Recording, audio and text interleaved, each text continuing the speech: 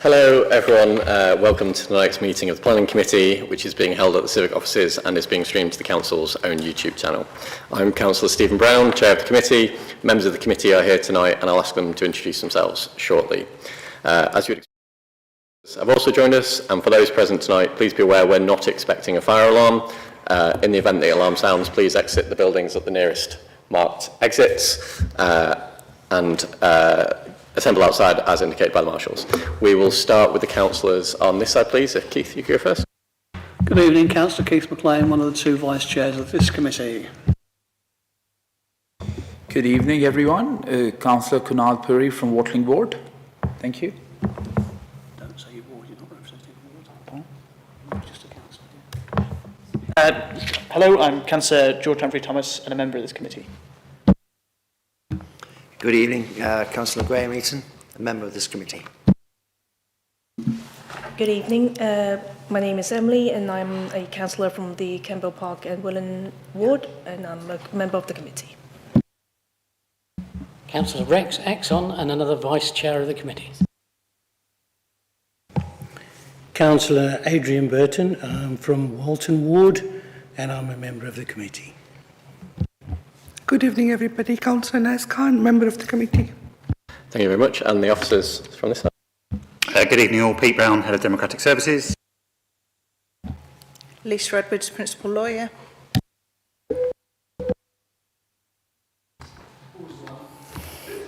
Good evening, all. Apologies for pushing the wrong button. Chris Nash, Development Management Manager. Evening, Gabriel Kenyon, Graduate Planner. So I'm Simon Mills, I'm from Bidwells and I provided viability advice to the Council.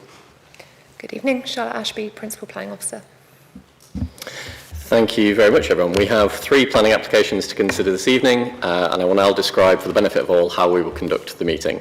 For each application, the planning officer will introduce the application, and where there are presentations, these will be displayed on the screens in the room and on the recording. I will then invite those who've registered to speak in advance of the meeting to come forward, and then ask the officers deal with any points of clarification from the councillors following the presentation. I will move the recommendation in the report and invite a member of the committee to second. This does not indicate that either of us support the proposal, but allows us to debate the matter formally. We will then invite the committee members to raise any points of debate, and each member will have up to 3 minutes to speak. And to be clear to members of the public present and for anyone online, all applications on the agenda will be considering material planning matters. If any amendments are proposed, they must be moved and seconded and then voted upon as well. And once contributions have been made, I will sum up and take a vote on the motion or amended motion. I will ask all participants to keep their contributions to their allocated time and speak only when invited to do so by this chair. If legal advice is required at any stage, I will be inviting Council's legal representative to comment. Voting is conducted by a show of hands unless a recorded vote is requested, in which case it will be taken by name. For the benefit of members of the public, I'll briefly reference the use of electronic devices by committee members during the meeting. Councillors may be using electronic devices to access their agendas online, whilst others may wish to have access to background papers or policy documents. Moving on to the agenda items. Number 2, apologies. Pete, do we have any apologies this evening? Yes, Chair, we've received apologies from Councillor Andrew, who is substituted by Councillor Puri this evening. Thank you very much. Minutes. We have the minutes of the meetings from Planning Committee held on the 2nd of April and the 20th of May, and the Planning Panel held on the 16th of April to approve tonight. Are the minutes agreed? Thank you. Declaration of interest. Do any councillors wish to disclose any interests? Councillors should declare any disclosable pecuniary interest, other registrable interest, or non-registrable interest, including other pecuniary interests they may have in the business to be transacted, and officers to disclose any interest they may have in any contract to be considered.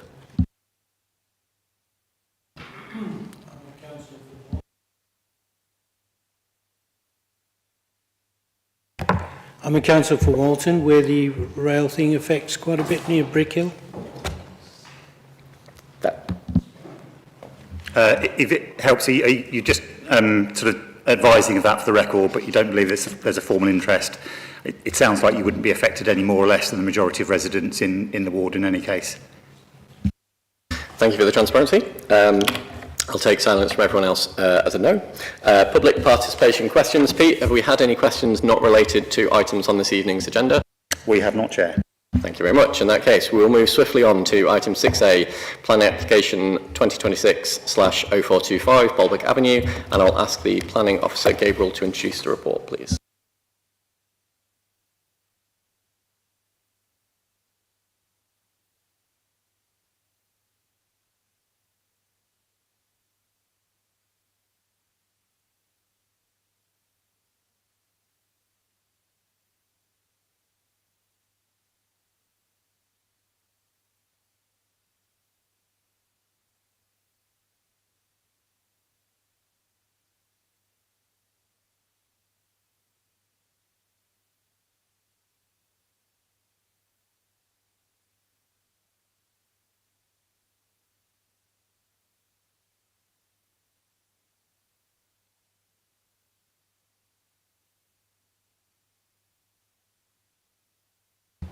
Okay, thank you, Chair. Evening, councillors. So the first item tonight, as the Chair said, is 2026-0425. It's 3 Bolwick Avenue in Eagle Farm South, and it's a householder application for a single-storey rear extension. The reason you're seeing this case tonight is due to the applicant having a close family relationship with a member of staff at Milton Keynes Council. So here's the location of the site, just to the north of the small Sainsbury's. And here are some photos of the site showing the rear garden in both facing down the garden and towards the rear elevation. The block plan indicates the footprint of the development, which you can see on the left-hand side of the dwelling, showing the extent of it. Here are the existing and proposed floor plans, which show the small existing rear projection on the house, and which is to be replaced by the L-shaped extension. And the elevations are showing, again, the pitch roof design of the rear extension on the right. So, to summarise, the proposal is a typical householder development of an acceptable design and scale. There are no issues of overlooking privacy or impact on light for any surrounding neighbours. And whilst the amenity space in the rear garden would be slightly reduced, it still falls within guidance and is not considered to be as sufficient a loss that significant concerns are raised. So for these reasons, the application is recommended for approval today. Thank you. Thank you very much. We have no registered speakers for this item tonight, so do councillors have any questions of clarification for the officers, please? And as far as possible, can we raise questions of clarification before we move into debate?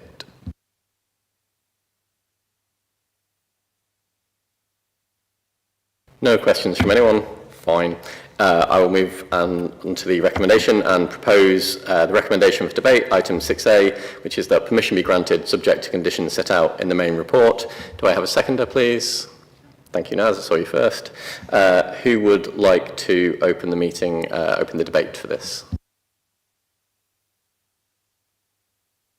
Go ahead, Rex. I note at the beginning of the report that it says this is here because the application is related to someone close to one of our council officers.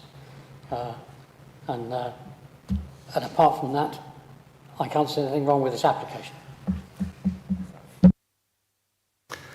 Thank you very much, Rex. Anyone else like to offer any thoughts on this application? Go on, Adrian. I'd like to second Ray's comment. Very good. Anyone else? No? Okay. In which case, I will sum up the debate that we've just had and say that if this hadn't come from someone with a close relation to the council, I think the officers would have rubber stamped it very quickly. It is a good application. So we'll move on to taking the vote, please, Pete. Thank you, Chair. Councillors, can you please raise your hand if you're in favour of the recommendation?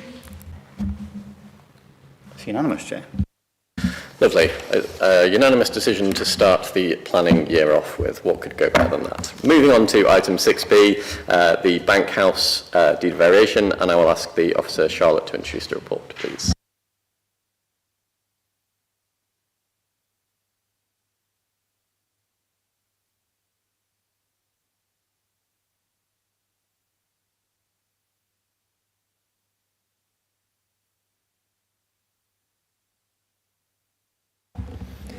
Thank you, Chair. This item relates to a deed of variation request to reduce the affordable housing financial contribution in the original Section 106 agreement for Bank House.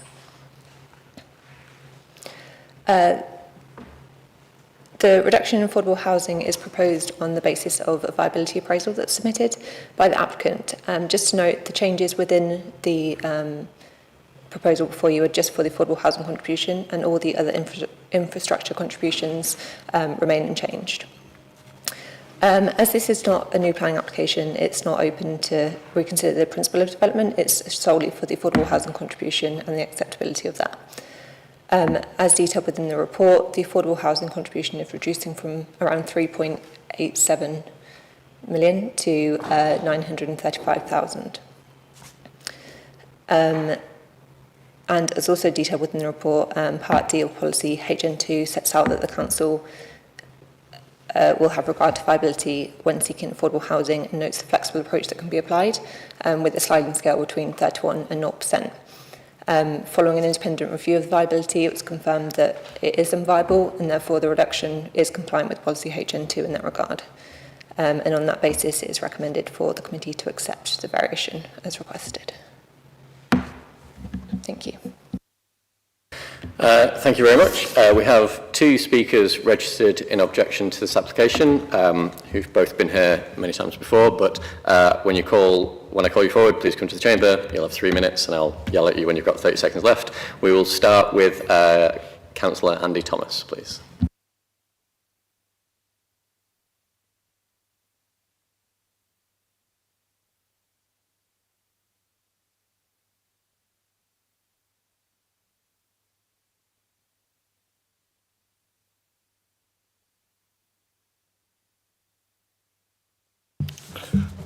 Thank you, Chair. Committee, as has been said, my name's Andrew Thomas, and I'm speaking on behalf of the CMK Town Council to request that the application is refused.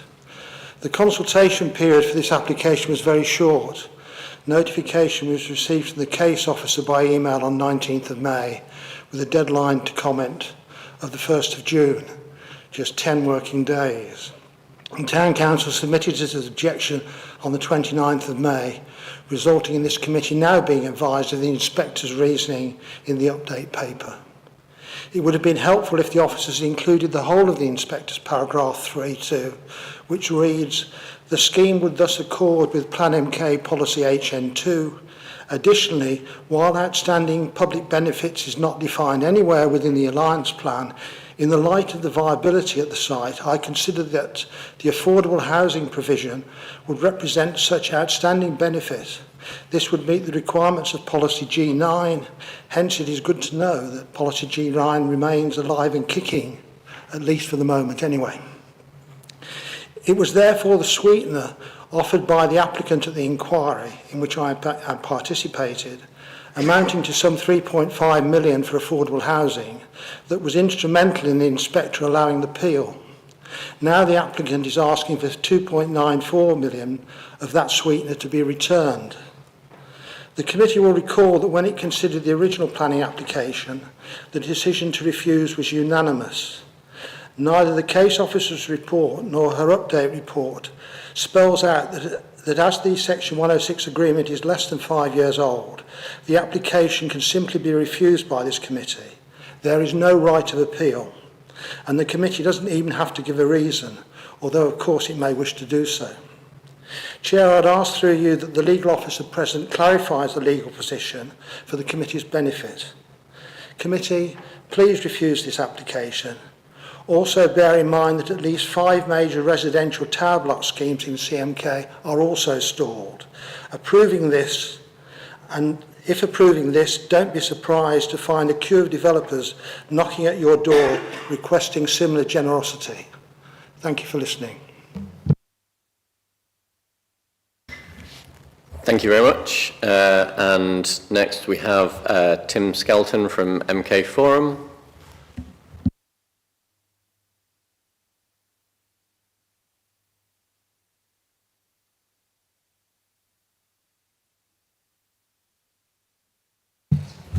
Thank you. I'm asking you to reject this request. The city is entering the next crucial phase in its development, as typified by our Memorandum of Understanding with a group of leading developers for the potential further growth of the city. Developers are sophisticated people. They talk to one another, exchange views and thoughts, and they will continue to push and push to increase profits and reduce costs. There's nothing wrong with this. It's their job and their duty to their shareholders. If they want more money, they have a number of choices. They can go to their bank, they can approach shareholders, they can reduce their costs, they can cut the amount they are paying for the land and buildings, and finally, they can raise their prices. That is the way the development market works. One thing developers all understand, though, is you seldom get something for nothing. It's always a case of bartering one thing against another. Except in this case. You are being asked, with no obligation whatsoever, to hand the developer of this site £2.9 million. And what are you getting in return? Nothing. Absolutely nothing. There's no quid pro quo. You don't have to do it legally. What sort of negotiating stance is this? And what message does it send to the outside world, especially those engaged in the expansion of the city? Are we Milton Keynes or are we Milton Pushover? I guess the applicant may say, although they're not here, that it will enable a quicker start on site than otherwise, but there's no guarantee of this. You have the best part of 4 years until you can consider any such request as this legally. A lot can happen in that time. One thing we know with absolute certainty is that the USA will have a new president. I may eat my words, but who knows what that might bring. Let us not forget too that the applicant won this on appeal involving the council in unrecoverable costs. If you approve this paper, it will send out the wrong message, and other developers will be queuing at the door to make similar requests. It will show that the council is weak and not so much keen for development as desperate. You have to stick to your guns. On a broader picture, the city centre is currently awash with approved schemes for rental flats, around 2,300. That's 500 more than the total number of dwellings completed citywide 2025-26. This council has to put a stake in the ground. It has to show that it is firm but fair. If the site is currently unprofitable, that is not our collective problem. 30 seconds. The council is not here to bail out developers from their business decisions. The applicant chose this form of development and must bear the consequences. If we agree to this application, who will be next? We might be Milton Keynes for development, but we're not Milton Pushover. Please reject this application. But in doing so, please ask officers why it is before you with a recommendation for approval. I think we deserve to know. Thank you. Thank you very much. The right of reply has been offered to the applicant and their agents. However, I've been told they are not in attendance. Doesn't look like they're going to come forward at the last second. Do the officers wish to offer any points of clarification to those made by the speakers?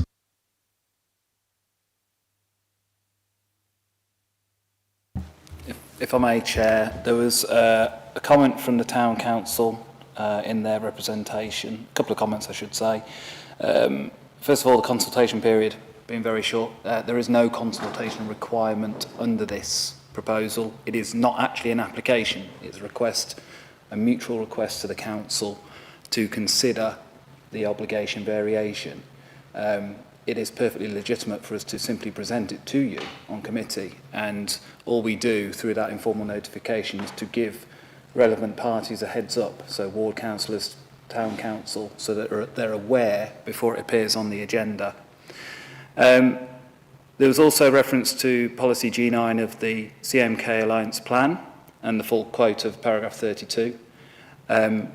Those who were here on the committee at the time and when we reported the appeal decision back and when we've had similar schemes since will recall the long debate that we've had about there being different policies in action at any point in time. And through the process of refusing the original permission and then seeking council advice when the appeal was made, we were given legal advice at that point that the defence of policy G9 was not sustainable. The more up-to-date position is in Plan MK when it comes to that policy and the significant economic and social benefits that were quoted under G9. So whilst the inspector does make reference to it, we still have to remember that there is a weighing between policies there and the amount of weight that can be given to what is now an out-of-date policy in comparison to more recently adopted policy. The final point was a comment, and I need to just urge a bit of caution about this. There's a statement that there is no right of appeal. That is correct. The appeal route here would be to the courts. So we would skip straight to a court of law if the applicant wished to appeal our decision tonight. And the statement that we don't need to give a reason for an alternative outcome, I'm sure my legal colleague here will affirm that any decision of a council has to be made on good reason. It cannot just be silent on the reason for overturning a recommendation. So irrespective of what goes into a decision notice that's issued afterwards, the committee would still have to give clear, cogent reasons if they were to motion and recommend an alternative outcome tonight. Thank you, Chair. Thank you very much. Just before I throw it out for questions of clarification from the committee, I'm going to ask the first question. So in terms of the appeal, the judicial appeal that they would make, if we don't provide a sound reason, as in if we are appearing to be unreasonable, is that the grounds on which they would win a judicial review of the decision? Thank you, Chair. Yes, although there isn't an appeal route, a body could, or the applicant could apply for judicial review based on the unreasonableness of the council's decision. I think that would be the most likely route. Illegality is another route, but that would not seem to apply in these circumstances. But certainly they would be looking at the unreasonableness of any decision that the committee may make, and obviously we are making a formal, or the committee would be making a formal decision in this matter. Thank you very much. Do any other members of the committee have questions of clarification for the officers? And once again, remind you to ask all points of clarification before we move to the debate stage. Rex has gone up first. I notice in the summary of the previous application, it ends, it is recommended that permission be approved. Yet, at the end of the summary on this application, it says the proposed variation should therefore be approved. Oh, well, that's a different choice of words. I'd like an explanation as to why the words have changed. Through you, Chair. The correct language, if we're honest, is whether to accept or reject the request tonight. It's not an application through the normal statutory process for planning permission where you would approve or refuse permission. This is whether we are accepting the proposed variation or we are rejecting the proposed variation. It is under a mutual provision under section 106A.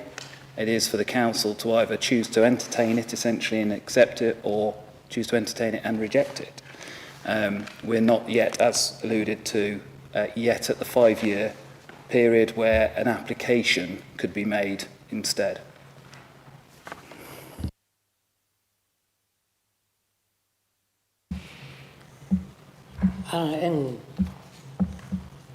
In some previous applications, it's been possible to, I don't know if it was an amendment or a comment, in the current financial circumstances, it is identified that this might be unviable. However, in future circumstances, when a change and it became viable and profitable, that we would have the opportunity to condition some sort of clawback against the developer. Is that the case on this application? That's not an amendment that's proposed in this instance and wasn't captured at the original section 106 and would be unreasonable to then introduce that at this stage. I think what Rex is asking is that theoretically, up until the end of the 5-year period after the S106 is signed, if circumstances were to change dramatically, as well as them being able to revise it down, theoretically we could also revise it up if the viability showed that there was scope for a greater contribution in the future. That still applies here, even if it's not what we're sort of recommending for tonight. Is that right? Just looking to Charlotte, we do have a viability clause in there, don't we, to review? Not in this one. Okay. So this agreement was obviously written before that was a standard approach. We do have that in our Section 106 agreements presently. We could, I don't see any reason why not, given that we have to agree a deed of variation here, a change to the existing Section 106 agreement. We could take it on those terms that in agreeing the change to the figure, that a clause goes in for the viability review mechanism to be added. Does that answer your question? And I would like to propose that we do that. Now, I didn't know necessarily the correct legal wording, and I would need some assistance. Once we get to the debate, we can propose amendments. But yeah. Okay. Emily, next. Thanks. Extending to Rich's question, have we actually received the viability report at all in the end? Yes, a viability appraisal was submitted and independently reviewed by Bidwells and found sound in the conclusions they came to that it isn't viable.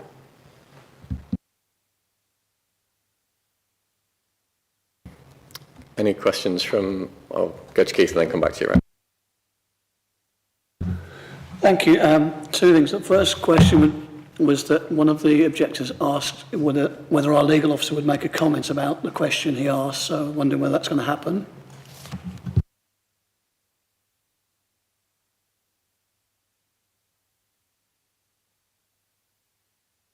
Yeah, one of the objectors asked would the legal officer make a comment.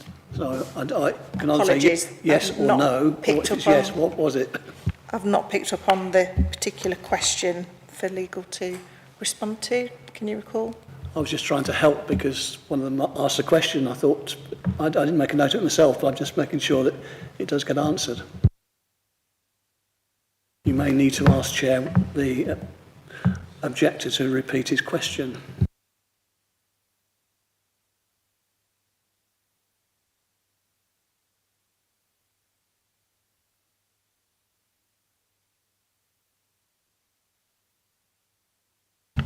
Catherine, if you'd like to jump in.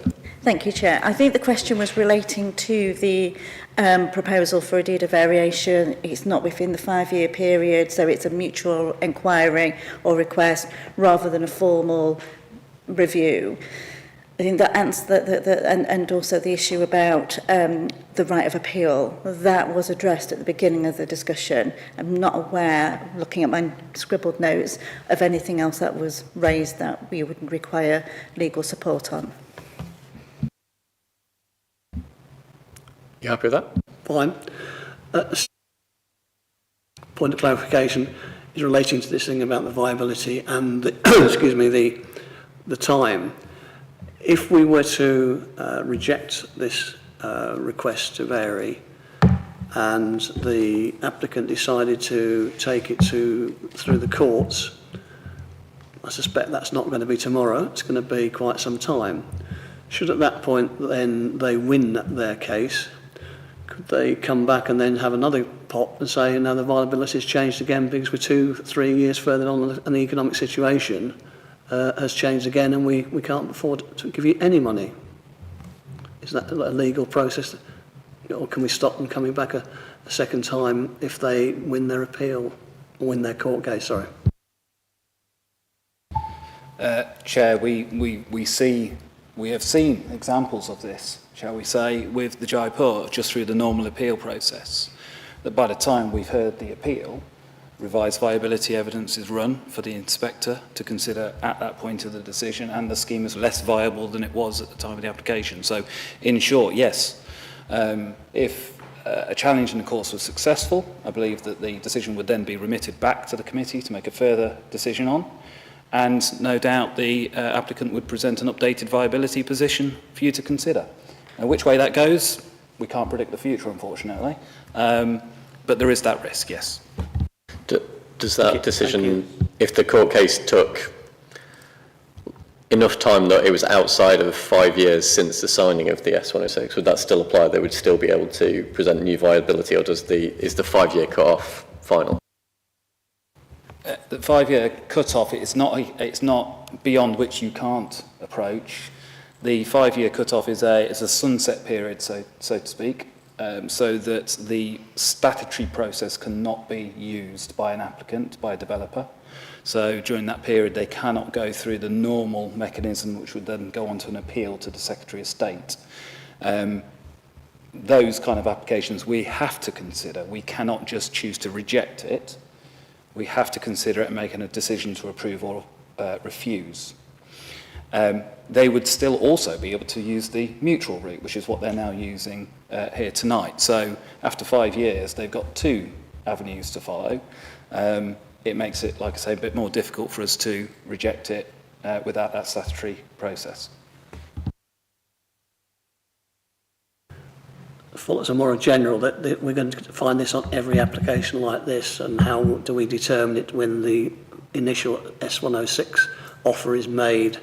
So we're going to work out what their build rate is and what's inflation going to be during that period, and has that been checked at the point that that's what they made the offer? Who's checked that anything going forward, and what assumptions we made to allow us to agree the Section 106 on offer? Something I think we need to debate tonight, but it's something for when we get applications like this again.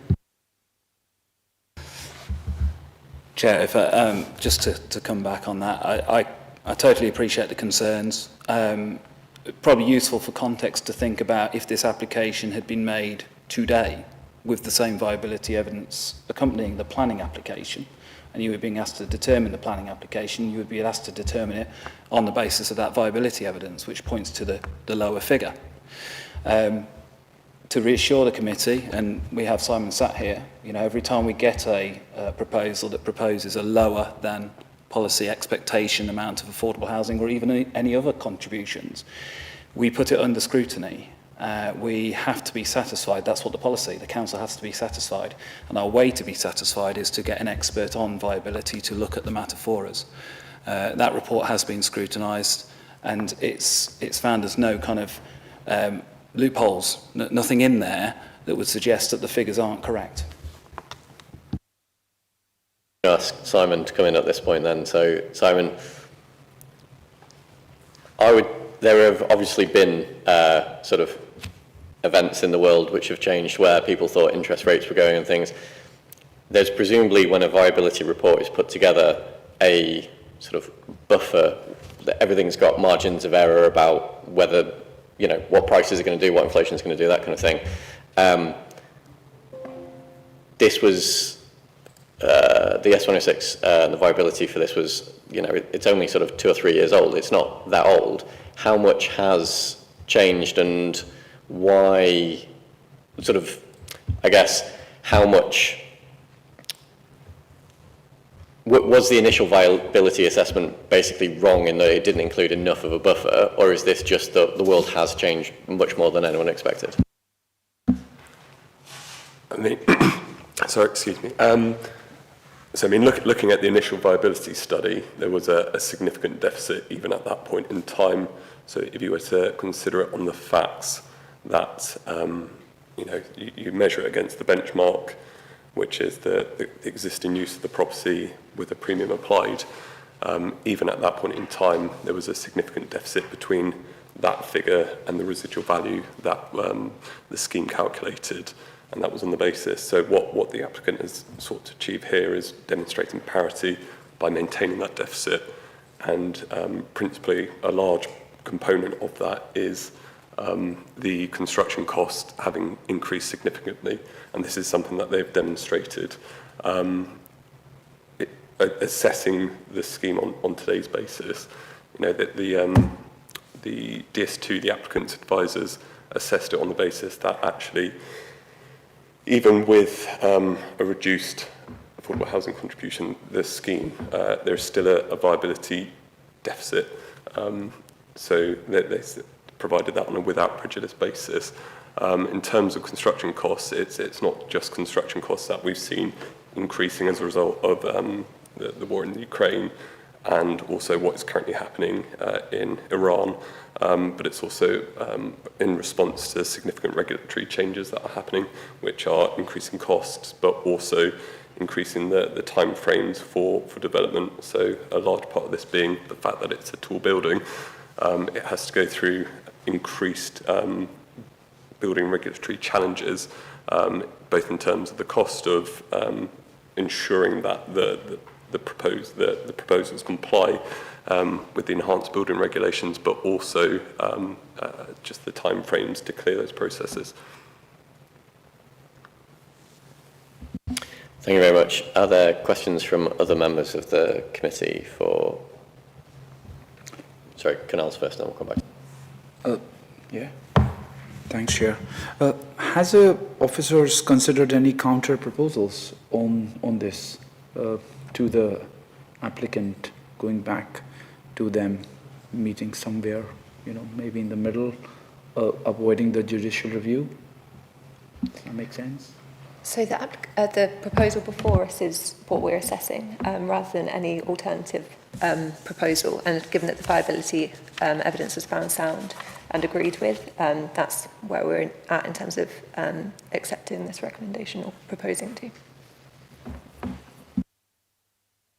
Just to follow on from what you asked, Chair, it seems that one of the things that when we make the original application decision on developments like this, which are, in my opinion, they're not occupiable until they're completed, then there must be something in the developer's proposal that how long that's going to take. And I think that's interesting. We should be informed of that going forward, so that if it's going to take them 8 years to build out or build up, that's different than 5 years, and they ask when they look at the viability what their assumptions are.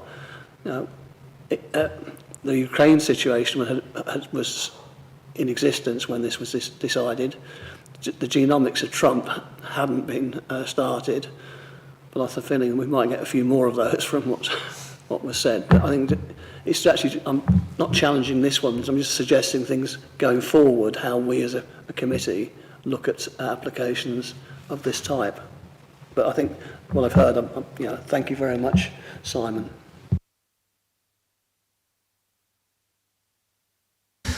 Yeah, I think it's very hard to know what's going to happen 5 or 8 years down the line for any of us. We have to, I guess, assume that the viability reports, as I said, kind of have a buffer built in for various things, whether those buffers should be bigger for longer term projects is something for developers, development management and viability consultants to discuss for future applications. Any other questions of clarification from the committee before we move on to debate? No. Okay.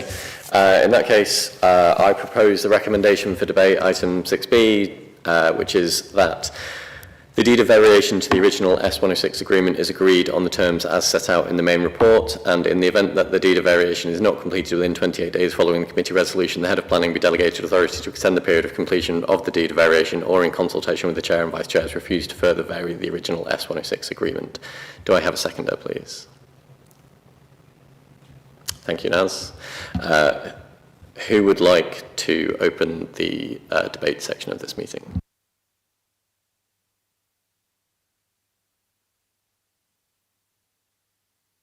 Go on, Rex. Well, having been on the committee that approved this first time around, or refused it first time around, it is very galling to see this come before us. And I'm not inclined to support it. I would like to put an amendment in that introduces a viability clause in the event of a change of circumstances to making it more viable. but I would require some assistance from the officers to quite how that would be worded. Do I have a seconder for that amendment? I'll take either Graham or Emily. Does anyone want to speak specifically on the amendment? Go on, Keith. I think in principle I'm supporting Rex's proposal. I would be intrigued how any wording can be put together given this type of development, and goes back to the point, how long does it take? It's the profit at the end of it when the last flat is occupied, which could be 10 years down the track, and how do you measure the viability at that point? So much as I agree with the principle, I'd be interested to understand the mechanism. Go on, Naz. Thank you, Chair. Excuse me. Just to voice also what Councillor McLean has said, that I'm very aware that what we've been explained legally, having to put the amendment, how much would it cost and the time, I think the mechanism would be, viability would change. There would be a lot of things that would have to be changed if we agree to any amendment. Can I propose, Rex, that the amendment should be worded along the lines of a viability assessment, something along the lines of the standard viability wording that is used in current S106 agreements is included, with exact wording to be agreed between chair, vice chairs and the head of planning? Is that?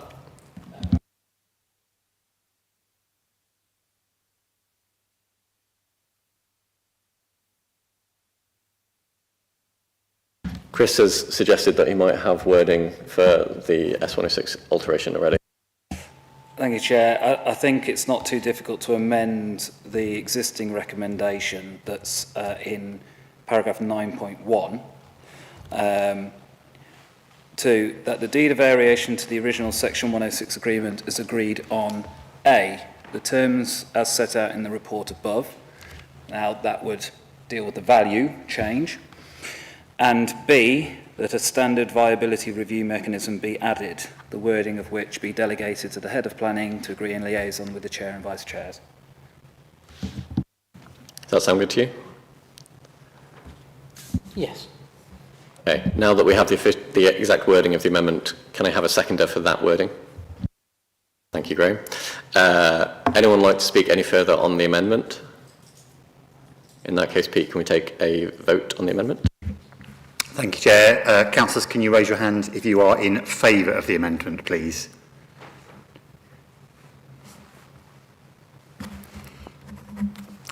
Those against the amendment? And abstentions? That's carried, Chair. Thank you very much. In that case, is there anyone who would like to now speak in on the debate of the amended full motion? Keith. Thank you, Chair. I think we've probably had most of the debate in the discussions before we moved into this section of consideration of this application. I have to say, Andy's been here many times. It's probably the most emotive I've heard you speak, Andy, and thank you for that. And thank you, Tim, for coming again to one of our meetings. Unfortunately, given what the opportunity for the applicant to take a legal route, should we not agree this application as tabled now, I just don't think we're in a strong position, and therefore, reluctantly, I feel we probably should be supporting the officer's recommendation, but with a great reluctance. Thank you, Keith. Anyone else want to? I saw Graham and then Emily. Full agreement with Keith, yeah. I'm also agreeing to Councillor McLean, and what I wanted to add is I understand that currently any development is unlikely to be viable at all, but is there a way to turn it around so that in the future we could definitely fulfill some of the affordable housing scheme that we're so desperately trying to push.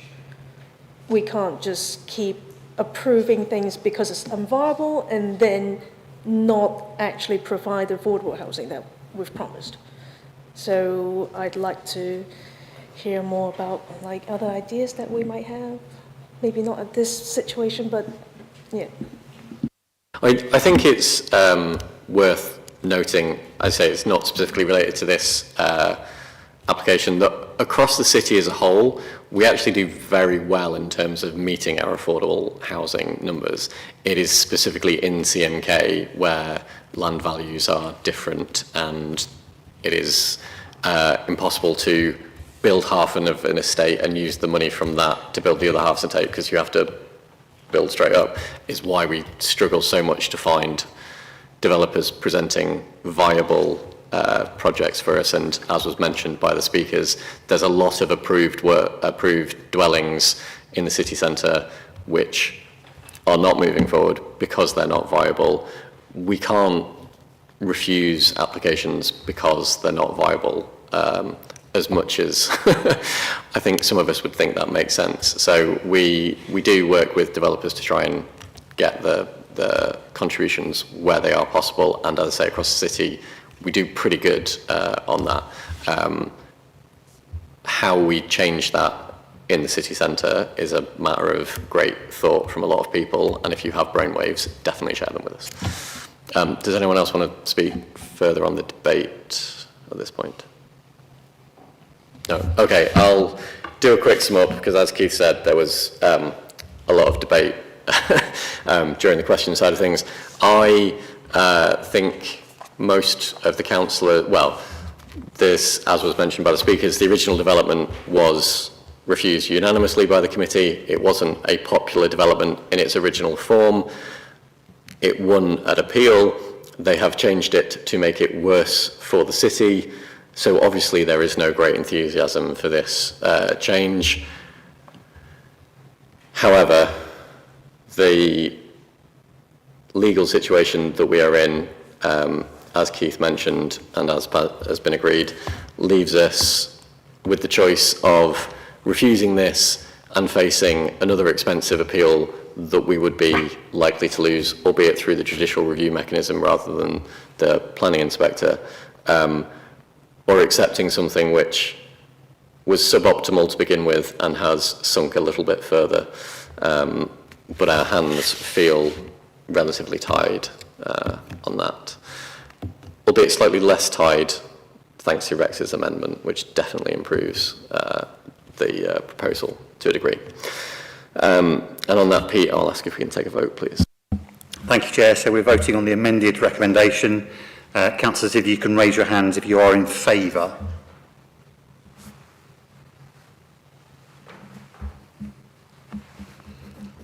Those against? And abstentions? That's carried, Chair. Thank you. Everyone, the sort of the vote that none of us enjoyed terribly, but yeah, motion carried. We'll move on to item 6C, the route corridor for the East-West Rail project. I know Elizabeth isn't here. Are you going to be presenting this one, Chris? There we go. I'll hand over to you. Thank you, Chair. Elizabeth sends her apologies that she wasn't able to make it this evening. This relates to a consultation for East-West Rail as it continues its journey through a kind of a national process. So this is obviously for the route corridor stretching from Bletchley through to the eastern boundary of our patch. Obviously it goes much further than that. It's probably worth just kind of bringing the committee kind of up to speed with how this process works. So this is a visualisation. I'm hoping you can see that clearly enough. We are at step one. We're in the pre-application stage at the moment, engaging with the applicant early in the process to understand the project, prepare statements of common ground, respond to inspectors' requests for comments on the scope of the environmental impact assessment that needs to accompany this proposal, and also a draft statement of community consultation. So they've already been done, those elements so far. This current pre-app stage has been recently streamlined as well, as the government are trying to speed up the time taken for nationally significant infrastructure projects to get through the whole process. It's a non-statutory consultation, it's aimed at the public, and that engagement has been spread quite widely by the applicant here. So the council is one of those kind of consultees here being asked to provide a response. Beyond that, we'll be looking at an acceptance of the application, the DCO application. We're expecting that to be submitted next year. It's still, like I say, a very long process. And we'll be asked to respond to the inspector on the adequacy of the applicant's consultation at that point. Then it goes into the pre-examination, which is stage 3. So the opportunity there to submit a relevant representation, setting out key points that we would want to later expand on, and responding to the examining authority's invitations, considering like the draft examination timetable. So we'd be saying to the inspector, we think that that's a feasible timetable to for the hearings and so on. Then it actually gets to the examination period, which is up to 6 months. At that point, that's when we will be asked to submit something called a local impact report, and that's when you're next likely to see this as a proposal. And it'll be a much more standard assessment. You will be looking at the nuts and bolts of the proposal, its impacts, its benefits, and so forth, weighing those up and providing a view of the local planning authority, which is essentially our statement of case, essentially, to the inspector at that point in time. We'll also need to respond to any procedural decisions and notifications of hearings at that stage as well. It then goes through that examination, the inspector reaches a recommendation and then makes out a decision as to how to take that into a development consent order.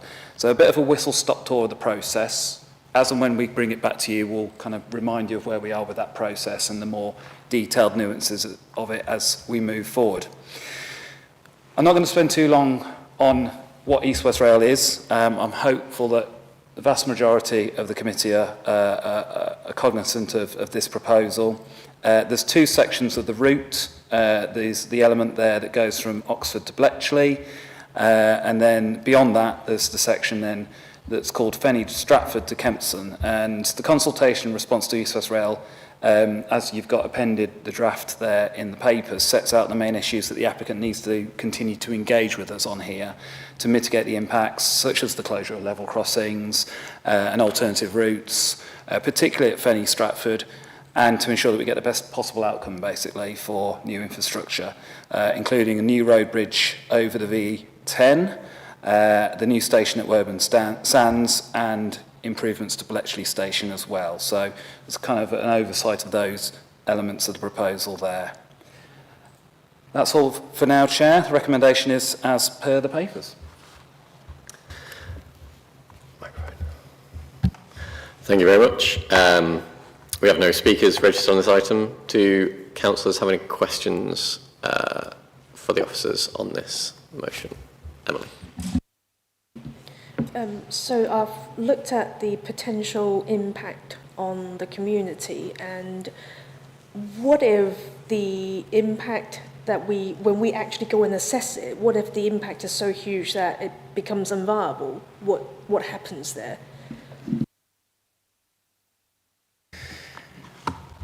So this is obviously an infrastructure project, so the viability around these kind of things is very different, and there's a strong commitment from central government to supporting the delivery of this. So in the same way that HS2 has been strongly supported, I risk saying that in here, this is a similar infrastructure project which is seen to unlock significant benefits for the Oxford-Cambridge arc. So it's one of those ones that is likely to see support for many years yet to ensure its financing, to ensure its delivery. But if there's further delay, it means that the local residents will be further impacted by the delays, right?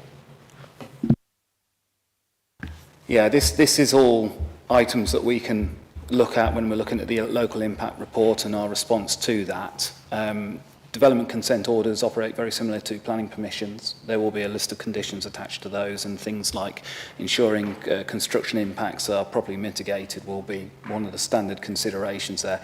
Again, that's part of the environmental impact assessment that will need to be carried out. That will look at the wider picture of the project. So those are the kind of things that, you know, when we come to that LIR stage and we're back here, we're hopeful that we'll be able to kind of cover those issues in more detail for you and give you that satisfaction.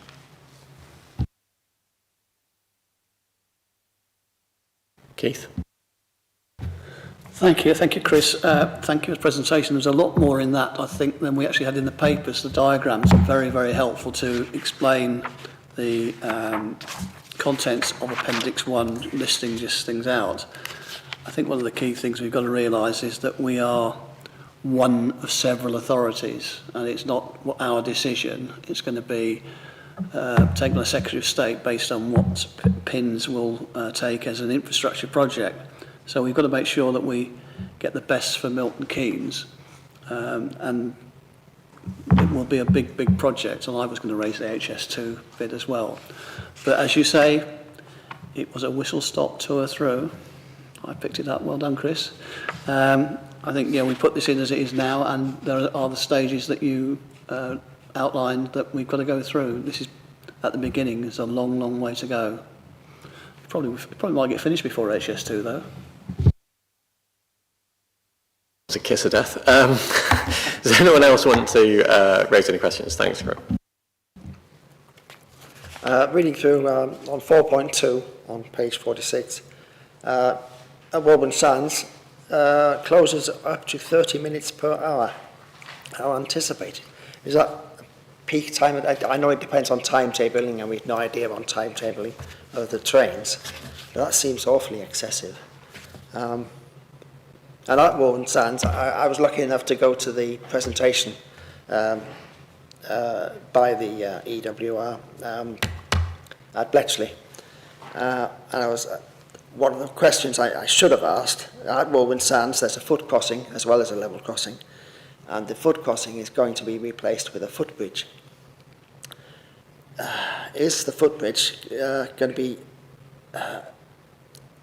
will it be available for cycle users? Because there's a decent redway going through there. Wheelchair users, buggies, etc.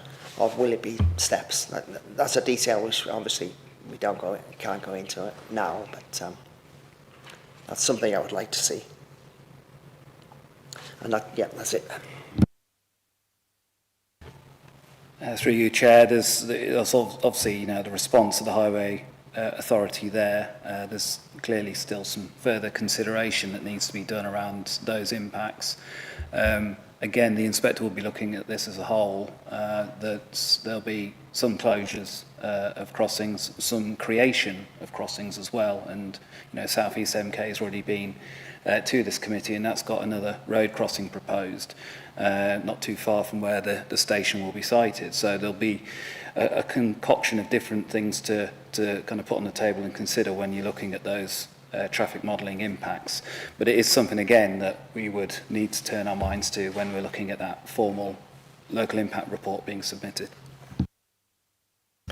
Okay, so I think it's, I mean, what's in the report is obviously a snapshot of what the highways officer has said, but it does seem to have a bit of a focus on the Woburn Sands side of things. There are obviously, as you say, various different level crossings, including the Fenny Stratford and others, which are going to be closed. It will be, interesting and important for us to focus on all of those when we're responding in that more detailed technical feedback down the line, because all of those individual communities, as Emily said, do need to kind of have their needs raised from us. In the diagram that you showed us, we're in the first box, which takes up to 2 years. Are we very near the end of that 2-year period then? Are we about to jump down to the next box? One hopes that we're not too long in that period. we're very much steered by East West Rail's kind of anticipated submission timetable, and they're suggesting next year. They have hinted at early 2027, so 6 months or so from now, really. But as we do see with pre-application of any scheme, that is hugely beneficial because it turns out issues that they may not have considered in depth enough yet, so they may need to spend longer looking at those things, and this consultation they're doing right now will probably do that, so it may revise their timetable as a result. May, possibly. Lovely words. Any other questions from the committee? Go on, Keith. Can I just ask that Chris circulates the slides for that, because I think they were very useful to have in our possession. Thank you. For the benefit of the minutes, Chris nodded. Okay, if there are no further questions, I will propose recommendation for debate, which is that item 6C, that the consultation response in the main report is submitted to the East West Rail Company and delegated authority be given to the head of planning to respond to any future requests for formal written statements prior to the DCO submission, such as further statutory or non-statutory consultations from the applicant or pre-examination consultation from PINS, and delegated authority be given to the head of planning in consultation with the chair and vice chairs to respond to any future requests for informal written submissions, written statements which materially alter the above position prior to the DCO submission, such as further statutory or non-statutory consultation from the application or pre-examination consultation from PINS. Do I have a seconder, please? Thank you, Graham. Does anyone want to speak further in debate on this matter? Emily. So circling back to the time, is it possible when we make a recommendation that we give them a deadline to give us a response so that the project does not just keep extending? I think the short answer to that is no, because we are not the deciding authority. We are one of the consultees, so we will just provide answers back to them as often as we can, in as much detail as we can, on behalf of our residents in the strongest terms we can. But the timeline is very much outside of ours, because as Keith mentioned, there are various different authorities that this straddles across, unfortunately. Does anyone else want to speak in debate on this matter? Scanning the room. No one. Okay. I personally think East West Rail is a very good thing. It's great to see the investment of infrastructure in the region. I hope very soon we're going to see some trains on the other side of the East West Rail line. We've obviously recently seen the announcement of more government funding for the Bletchley pedestrian entrance on the east side, which will help with the further regeneration of Bletchley as a whole that's already underway.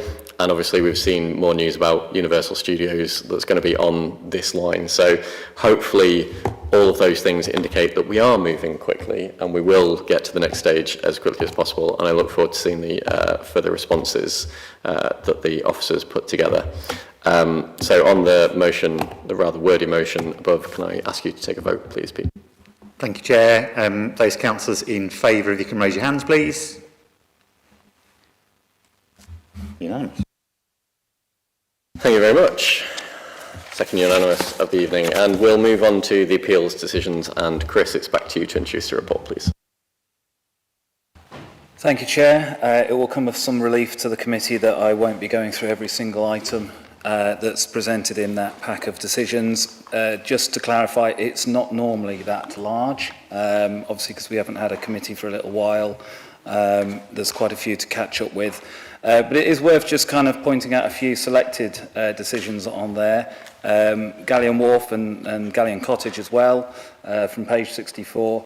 That followed a hearing, so one of the more kind of involved processes of handling an appeal involved colleagues from across the service and the council as well, with a strong position on character and heritage ratified by the inspector. So it was a really good outcome, that one.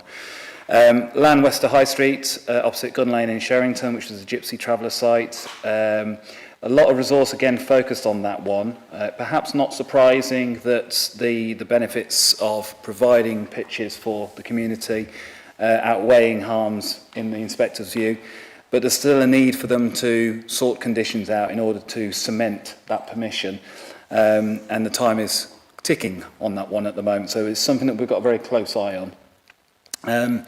44, 45, the Chequers in Castlethorpe, it's an interesting one, that, because the property most affected by this proposal didn't raise an objection. And it's a good example of where, despite that, we still need to turn our minds to it as decision makers. You know, we have to look at those impacts, even if there's no objection from the persons that are affected by it. It's going to be a bit of a headache for the developer on that one as well, given that it was some way along before the decision was issued there, so there's a bit of undoing of work on that site necessary. Mercury House on Brickhill Street as well is also an interesting one. This is all about interpretation of permitted development rights, but we have had an update from the Secretary of State on this one. The appellant took it to a legal challenge, not happy with the inspector's decision on that one. The Secretary of State has consented to judgment on that, so it will be remitted back to the inspector for a further decision. That affects both the appeal outcome and the costs outcome, so both of those decisions will be rerun afresh. We'll have to see what happens there. And finally, Lodge Farm at Lower End Road in Wavendon, just one of those decisions that actually is a really good outcome, well defended. Pedestrian safety and the effect on the setting of designated heritage assets, despite the weight that is usually given to self and custom build housing. So it still demonstrates there's a real need to get the balance right when you've got development proposals in front of you. Quite a few cost applications on there. I thought it was just worth quickly just running through why we see these. We have applied for quite a few applications for costs in appeals recently because we have seen a repeated habit of applicants amending schemes on the hoof. So they will get a decision on a particular scheme and then amend it so the inspector's looking at something else. And what that does is cause us to have to go back again and rerun the cost of the application process at our own expense, which is not really reasonable. Some success on that today. Not all success, though, as you've seen from the decisions that are on the agenda. As we move forward, we will probably see less and less of those because of the change in the appeal process that has kicked in from April this year. The vast majority of appeals will now be by written representations through an expedited procedure, and the rules are simple. The inspector will only consider what was before the council at the point of decision, and they won't be considering amendments. So that will help to kind of reduce the burden on us as a council in handling those, and give a bit more parity, a bit more fairness around how that process works. That's all, Chair. Thank you very much. Do any of the councillors have questions for clarification or comments in general on this report? I will start by saying there's a lot of appeals dismissed there, so obviously the officers are doing very well, so we thank you for that, maintaining the high standard that Milton Keynes is associated with. Keith?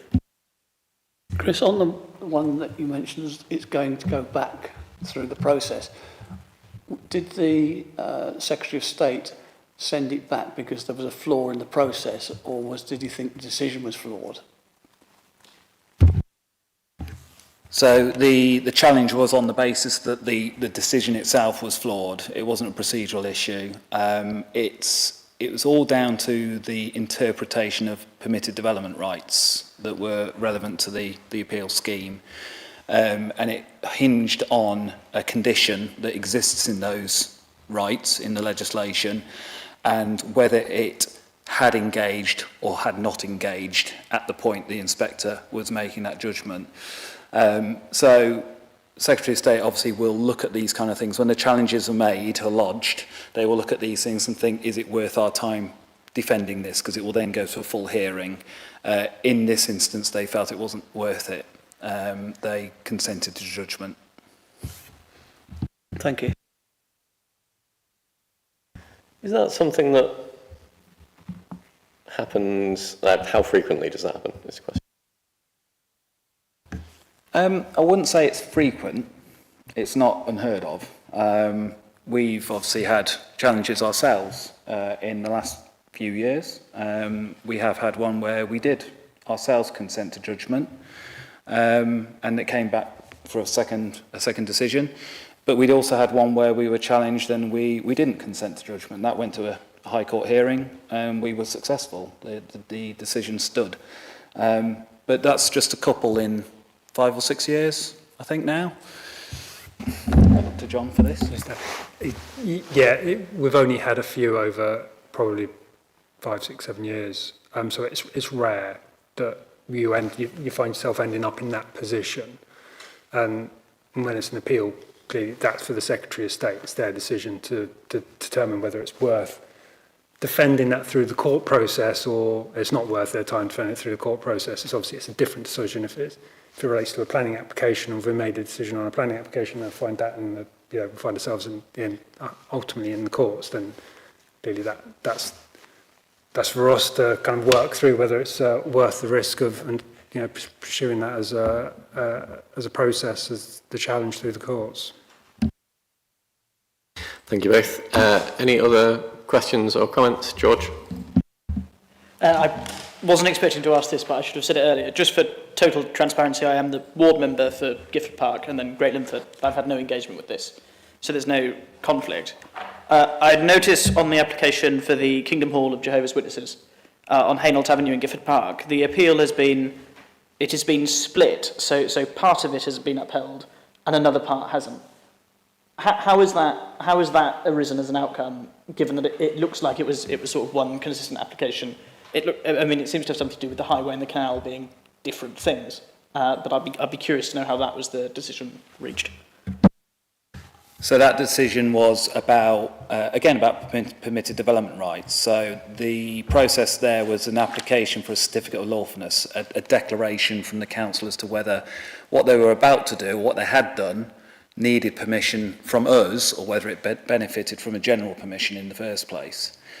The outcome there was that some of it did, some of it didn't. So the powers that the Secretary of State holds allows them to issue a split decision on the matter. So essentially they've granted a certificate for part of it and not the rest of it.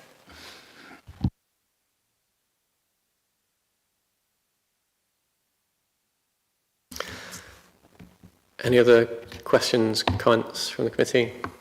No?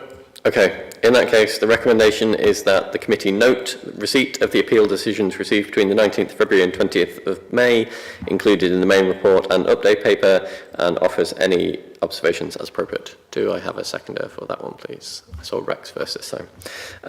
Are we agreed? Thank you very much. In that case, that finishes tonight's formal business at 8:12. Thank you very much, everyone.